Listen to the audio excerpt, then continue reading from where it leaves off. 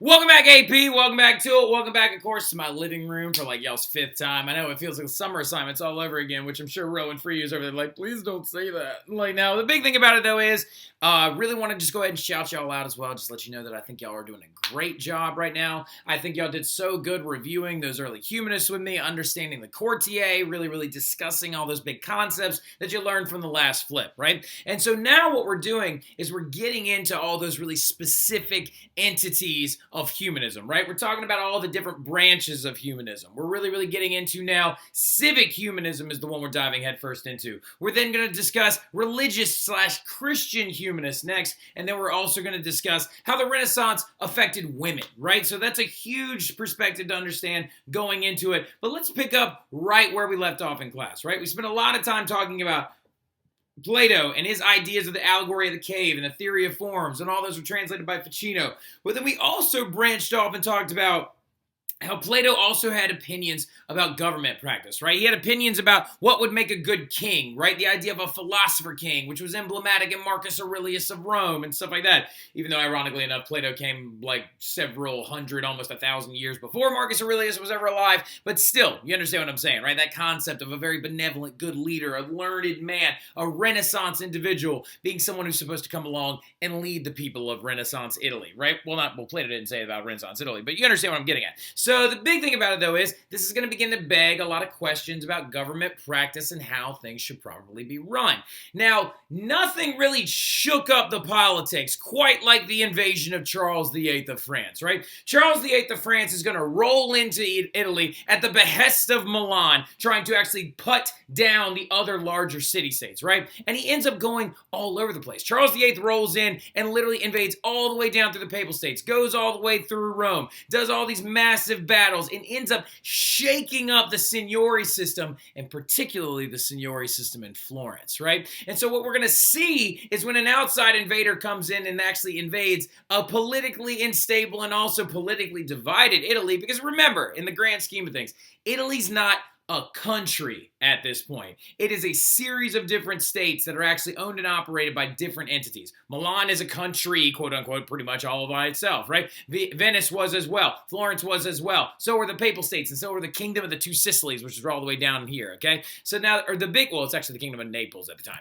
So getting into it, though, when Charles invades, something crazy and creepy had actually happened earlier before it. And what ended up happening is this weird monk who has the strangest outfit and haircut options I've ever seen in my entire life. Like, this guy definitely looks like he's gonna try and lure people into some weird form of thinking, right? Now, this dude's name, though, is Girolamo Savonarola, right? Savonarola is going to roll up. Say that really quick with me. Savonarola,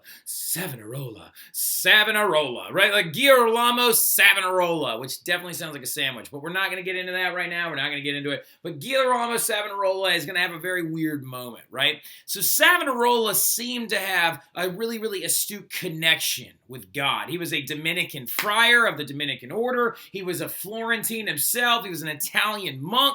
And he actually did all these crazy things when it came to psychic predictions of the deaths of leaders and of all these other different things. And one big thing he predicted was actually that God was going to send the new Cyrus to destroy Florence because of all of its bad things. And he gave these prophecies and he did these fiery sermons where people would be just freaking out, being like, oh my God, maybe he's right. And so everyone started believing him when Charles VIII rolled up. And just so you understand who it is, I said New Cyrus. So in the Old Testament of the Bible, the Jews interacted with the Persian leader known as Cyrus the Great, who was considered a very good military leader and kind of a benevolent savior in showing the Jewish people the better way and running the Babylonians out of town, right? So the biggest thing about it, though, in general, is that Cyrus, much like Charles VIII, did invade multiple different areas and really shake up the politics of these different areas. Right? And so Savonarola predicting that a new Cyrus was going to come to town, and then Charles VIII of France comes and rolls down there, right? Just like Scuderi was talking about. This is going to be so intense that it's going to be brought up in Michelangelo's life, right? He's going to see the reverberations of it. Michelangelo was alive and actually witnessed Savonarola's reign in Florence. Well, what's going to end up happening is in these moments, he's going to actually call out the Medici family, right? He's going to be like, the Medicis and the Signories have led us down the path of sin and disgust,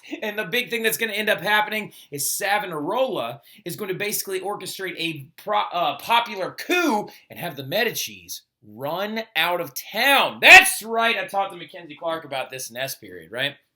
There was a period of time where the Medici family were actually run out of Florence, right? They were run out of Florence during this big invasion because Savonarola had so astutely convinced the populace of Florence that they were bad for the progression of their society, right? And Savonarola took it a step further and he basically created a theocratic system in Florence where he was using the Bible and religion to rule over the city. And he said, all of our vanities are the reason why this has happened. All of our disgusting self-obsessions and obsessions with art and clothes and perfumes and cosmetics and books.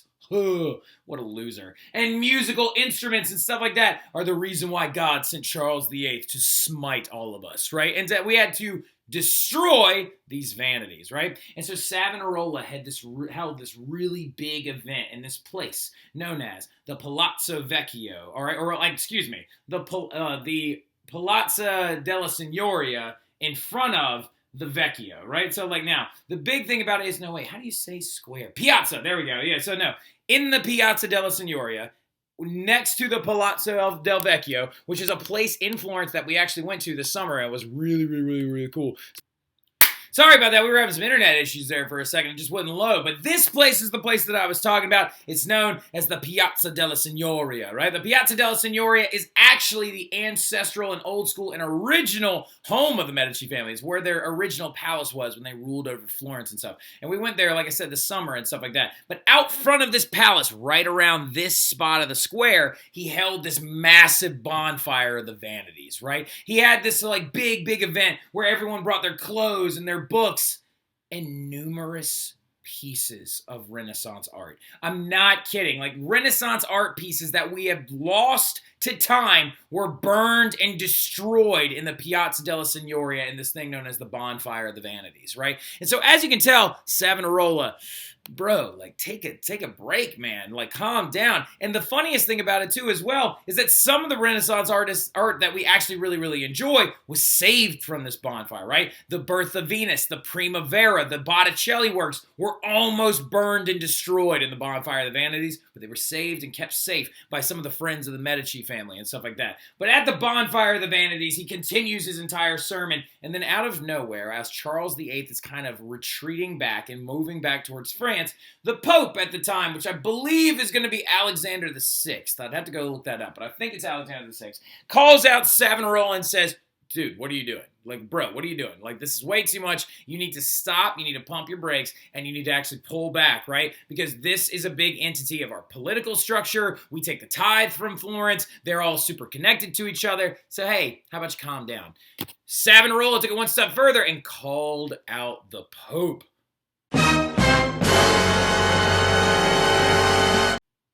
I know. So I hope that didn't scare you this time as well, Inyasha. Now, the big thing about it, though, in general, is he does call out the Pope, which is then going to lead to Savonarola being arrested and tried by an Inquisition for heresy, and ironically enough, Savonarola is burned at the stake in the same place that he had the Bonfire of the Vanities. It was really cool. This summer we actually stood there and we actually saw it. There's this big gold plaque in the bottom, in the actual ground, that so many tourists walk over and they don't even realize it's there, right? But Savonarola was burned to death at the stake for defying the Pope and then also shifting out the Medicis and causing all this chaos and the destruction of many Renaissance works, right? So Savonarola is a good demonstration of what happens in a power vacuum, right? And the invasions of Italy would continue, but they would eventually, because they wouldn't unite and centralize, right? Milan would not unite with Florence and Venice and Rome and centralize to create a large army to repel people like Charles VIII, right? Invasions of northern Italy would continue, and eventually, later on, jot this down,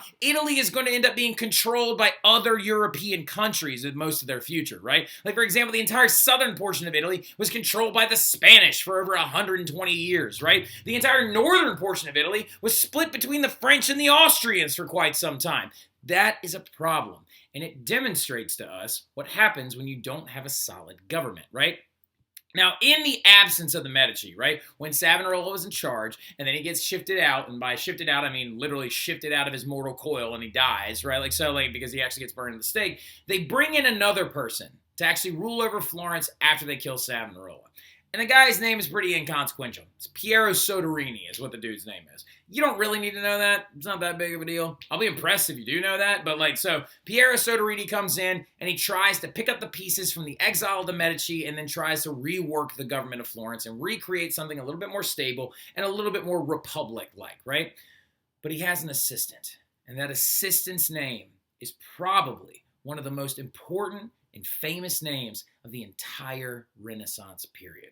This guy is so important that modern day politicians reference him. He is so important that literally his book is considered one of the most famous texts of the Renaissance. He is so important that he has his own political perspective. And that man's name is Niccolo Machiavelli, right? Not Machiavelli, okay, which is really annoying when people say that. But Niccolo Machiavelli, the man himself that wrote The Prince, that guided political perspective forward following the big of Savonarola in general, is going to just have so many reverberations throughout the histories of Italy and the history of the Renaissance period. Niccolo Machiavelli comes along, and when he starts out as a secretary to the Florence governors, right? Under Piero Soderini when the Medicis are gone. And when he's there, he is doing a good job. He is registering deeds. He is helping them out. He is a part of the bureaucratic system. But eventually, those Medicis aren't just going to stay gone. And the Medicis actually create a small militia army and then hire a bunch of Swiss mercenaries. And they roll back in, just like the Sforza family did in Milan. And they take an army and they retake control of Florence. You weren't going to keep the Medicis down for long. I think we all knew that, right? They basically created the concept of banking and money making. So not the money making part. That was the Persians. But we're not going to get into that right now. So the big thing about it, though, in general, is that when this happens and when the Medicis come back to Florence and retake it over, Niccolo Machiavelli is just minding his own business. He's literally just minding his own business. He's doing his job, but then he gets arrested, he gets tortured, and then he eventually gets released and exiled from Florence. He literally is kicked out of his own hometown by the Medici family. And he starts this big, long trend of his life where he travels from city to city and studies the governments of each city-state, and he would sit down in taverns and write down his observations. And it would lead to the rest of his life being a job of writing and just trying to get by. But in that time, he then writes the most important work of political thought and theory that probably the Western world has ever seen. And it's known as The Prince. And that was a little bit of an over-exaggeration because there's also John Locke's two treatises on government. There's also Voltaire's works. There's also Rousseau's Emile, which is about education systems and breaking away from society and stuff like that. But still, right? So The Prince came long before any of those other texts and set the foundation of analytical government and comparative government practices, right? You will take AP comparative government with Mr. Wooderson, and Mr. Wooderson will bring this up your senior year. He will talk about Machiavelli, right? Machiavelli is so important because the biggest thing is the message of The Prince in that tiny little book is all about a ruler was meant to preserve order and security. So as we can already tell, Machiavelli is a little bit upset with the way that he was treated when he was in Florence, right? When he was arrested and tortured and all this other stuff. And he viewed the Medicis as just yet another problem, right? As yet another issue in the grand scheme of monarchical and signory systems that were sweeping through Italy, right? He did believe, though, which is kind of ironic, that brutality, lying, and manipulating are condoned for a leader to do, but it has to be for the betterment and progression of his people, not for the betterment and progression of their family, right? So the way he views this is yes, a ruler can be brutal. Yes, a ruler can lie. Yes, a ruler can do manipulative things, but it should be against other groups of people, not onto his own people, right? Which is what he considered the Medici faction subduing a lot. And in his work, The Prince, he talks explicitly about Savonarola and his ability to oust the Medici family and destroy the very weak and fragile system that had been set up by them, right? And so the thing going forward is he believed that a ruler can do anything as long as their populace or his populace does not turn on them. And that's the biggest thing, is he spends a lot of the preface of The Prince, which we will read excerpts of it throughout the entire year, okay? Look, the biggest thing that you need to understand about that book and why you have it is we're going to read little bits and pieces of it as we go throughout the year because it's that much of an important text. And we'll especially use it when we get to absolutism to talk about monarchs to see if any of these people actually line up with Machiavelli's principles that have been set down during the Renaissance period hundreds of years before, right?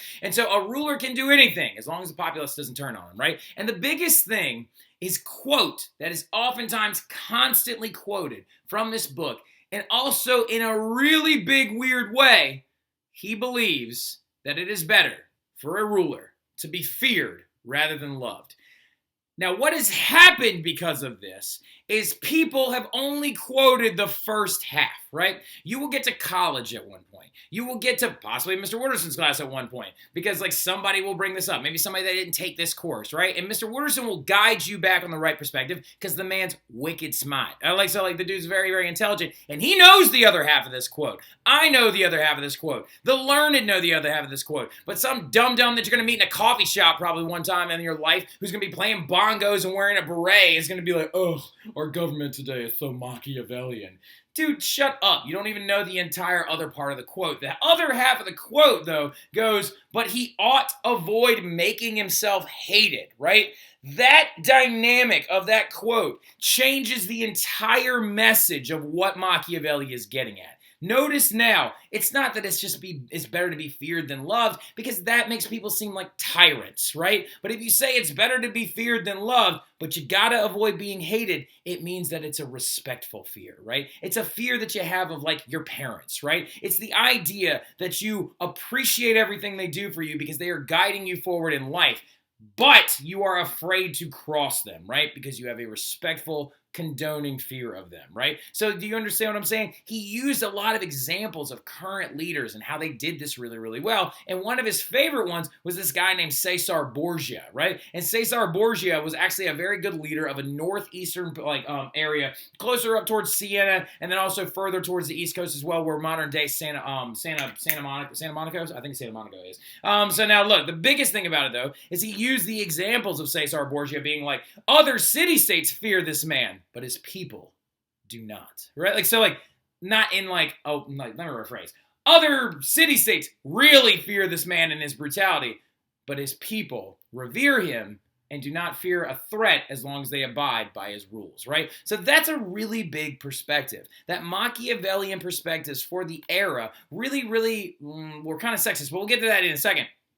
But the biggest thing about it, though, is he does believe that women should be suppressed in society, which is really, really dumb. But when it comes to the perspective of government, he has been really, really had his ideas twisted over time. And he argued that governments are not judged by God. They are judged by their people, right? And the funniest thing about it is Machiavelli predicted revolutions hundreds of years before they ever occurred, right? And so the thing about it is he said that you should be judged by your ability to provide stability for the entirety of your populace. And Machiavellian later on is going to become a term to refer to cunning and ruthless, though it's very pragmatic, right? So Machiavellian rulers are now twisted, and it's like a dark perspective, but it's actually he wasn't trying to be dark. He was just trying to say you should have a respectful fear of your leaders, right? Because nobody really feared the Medici in a certain kind of way, in a respectful way.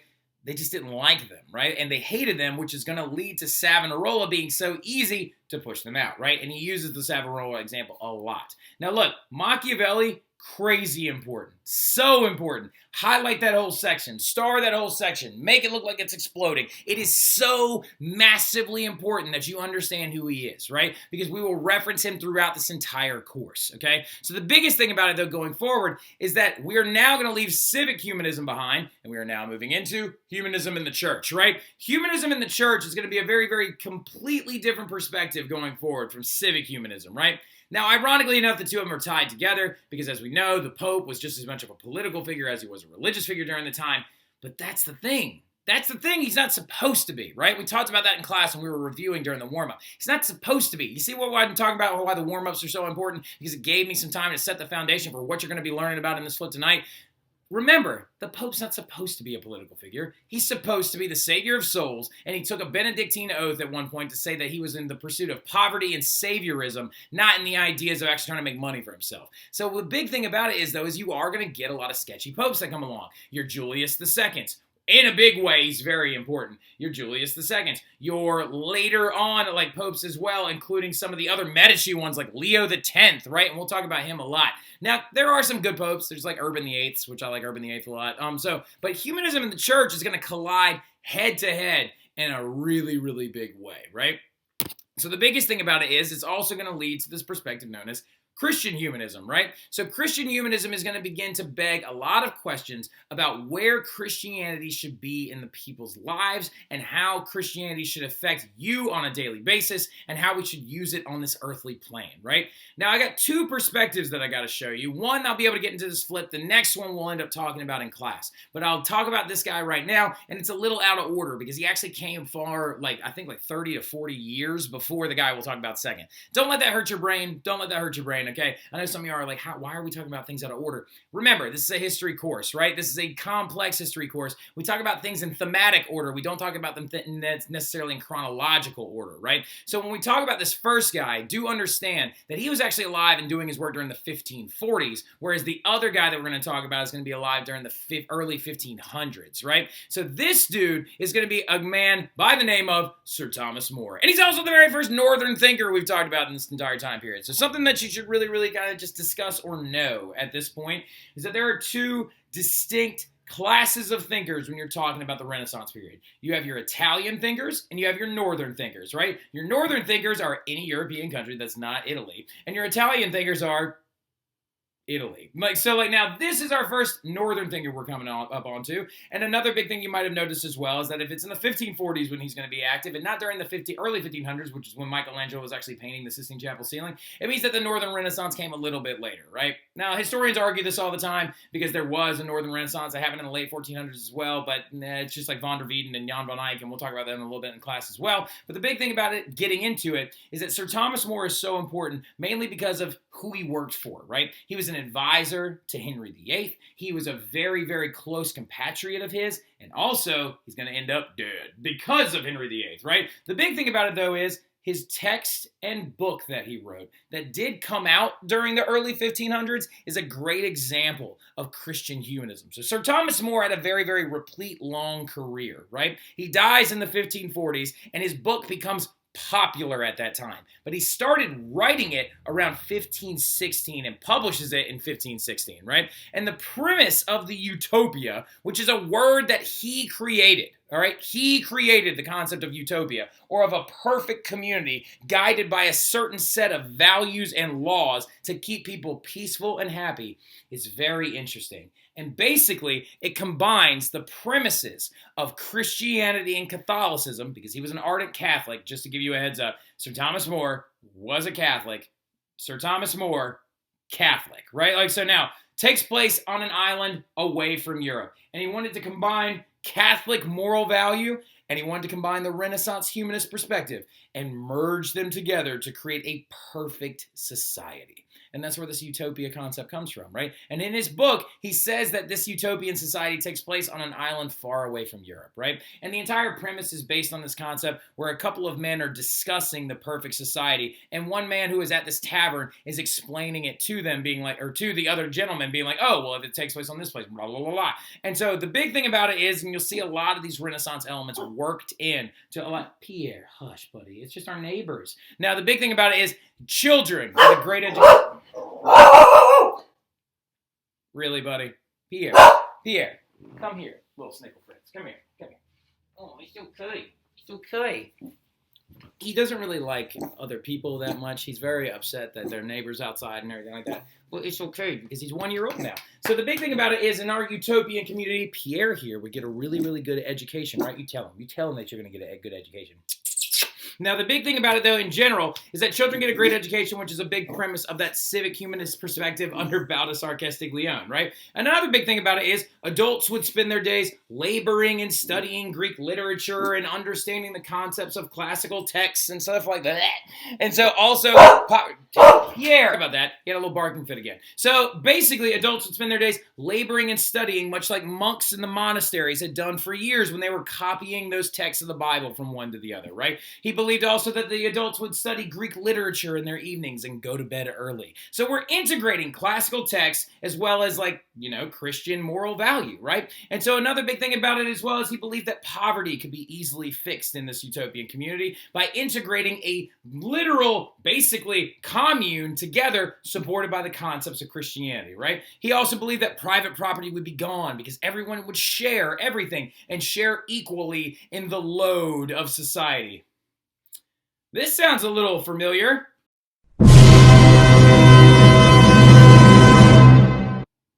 Nah, we won't get into communism yet. That's in the 1800s. But I'm just saying, this concept isn't that new. So now look, the thing about it is also, he said that there would never be disagreements ever, right? And so going forward as well, in Sir Thomas More's Utopia community, the book, ironically enough, was written as a criticism, right? It was written as a criticism because it criticizes the death penalty, torture, and the things that people have been doing in the 1500s and also coming out of the Middle Ages. He believed that it didn't line up with the Bible and the way that things were actually going forward. And this is funny and interesting because the church had actually had a practicing court for some time leading up to this point, known as the Inquisition during the Middle Ages, who actually has been known for burning people at the stake, being suspected of being witches and also of being for example, Joan of Arc was burned as a witch and stuff like that in England during the Middle Ages and stuff like that. And he criticizes this concept and the death penalty. He criticizes the concept of them killing Savonarola and stuff like that because he was just a fiery monk. Just take him in exile or put him on trial or put him in prison. You know what I mean? And also he despised this thing called the enclosure system. Highlight the enclosure system. We're not going to talk about it right now, but it is going to come up in the next unit, okay? So I just want you to get comfortable with the term. Now, the big thing about it, though, as well, is Utopia is painted as a perfect place where there are no locked doors and a redistributed population. However, every house has 2 slaves in Utopia, and they all have gold chains to bind the slaves together, and their toilets are all made out of gold because they have no use for money anymore. So as you can tell, this book is starting to get a little bit weird, right? So, because premarital sex would be punished with celibacy, and adultery was punished with enslavement, and euthanasia was allowed, and religious tolerance was accepted. So it's where are we going with this, Thomas? Now, getting into it, though, it's a very interesting concept of the Utopia because it also plays in with the civic humanist perspective that this church body is ruling over this community, right? And they're in the background, and if you step out of line, you are receiving a severe punishment. So it's interesting in a way because it kind of is Machiavellian at the same text, where it's you kind of fear what will happen if you step out of line. But it's very, very interesting. And I'm going to drop a video down in the description below that if you want to understand the Utopia a little bit better, you can totally jump down there and check it out, okay? But the big thing about it is we're going to cut it right there, and we are then going to start talking about this guy, Desiderius Erasmus, when we actually begin our class on Tuesday, I think, right? So I'll see y'all soon. Y'all have a great weekend. Y'all enjoy.